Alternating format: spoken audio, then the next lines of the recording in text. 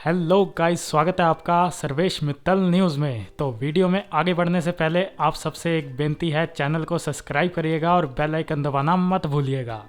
तो दोस्तों, जैसा कि आप देख ही सकते हैं कि भारत ने 3 से लेके 14 मार्च तक नो टाइम वार्निंग जारी कर दी है और ये नो टाइम वार्निंग बंगाल की खाड़ी में जारी की गई है। और इसका मतलब ये है कि 3 से लेके 14 तारीख के बीच में भारत एक बहुत ही स्पेशल मिसाइल का परीक्षण करने जा रहा है। और हमेशा की तरह भारत ने ये नहीं बताया है कि ये मिसाइल कौन सी होगी, लेकिन नो टाइम वार्निंग की लंबाई और चौड़ाई से ये तो पता चल चुका है कि ये मिसाइल कौन सी होने जा रही है। और सच में ये मिसाइल खास ही नहीं बल्कि बहुत ही ज्यादा खास है, क्योंकि इसके 2 बड़े मेन कारण हैं। पहला तो है इसकी स्पीड और दूसरा है इसका वर्किंग मैकेनिज्म। और अगर बात करें इसकी स्पीड की, तो इसकी पीक स्पीड है 5.5 मैक। और आप सभी जानते होंगे कि जो हाइपरसोनिक रफ्तार होती है वो होती है 5 मैक की। हालांकि ये फिर भी हाइपरसोनिक मिसाइल नहीं है, पर रफ्तार तो रफ्तार ही होती है। 5.5 मैक की स्पीड से उड़ रही मिसाइल को रोक पाना लगभग हद से ज्यादा मुश्किल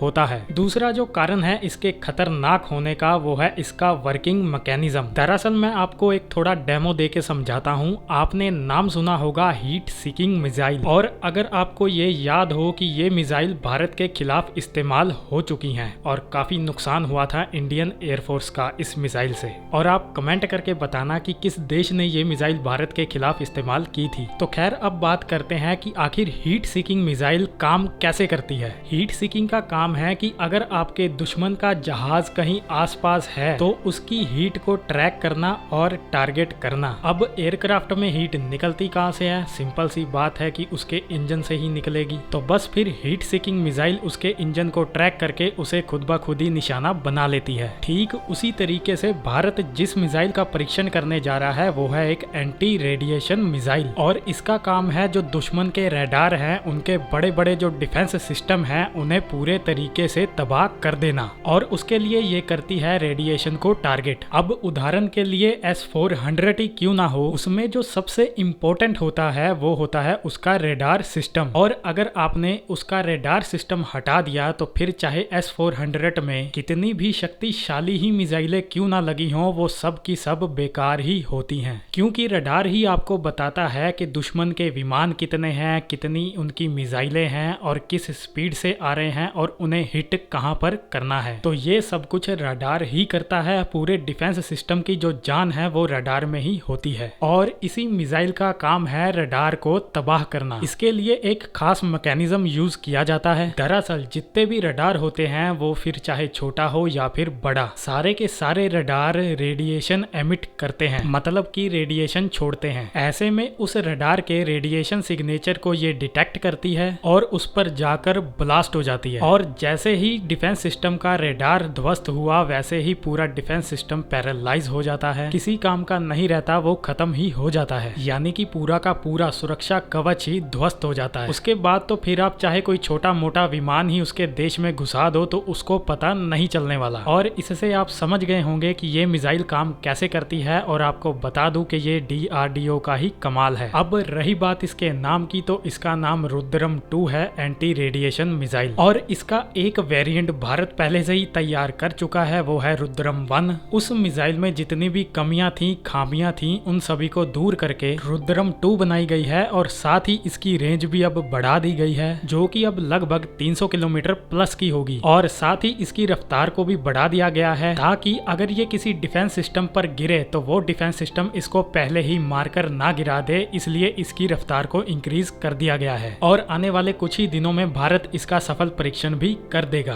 तो दोस्तों, आज की वीडियो में इतना ही। और जैसे ही इस पर कोई नई अपडेट निकल के सामने आएगी, मैं तुरंत वीडियो बना के सूचित कर दूंगा। तब तक के लिए पीस आउट एंड जय हिंद।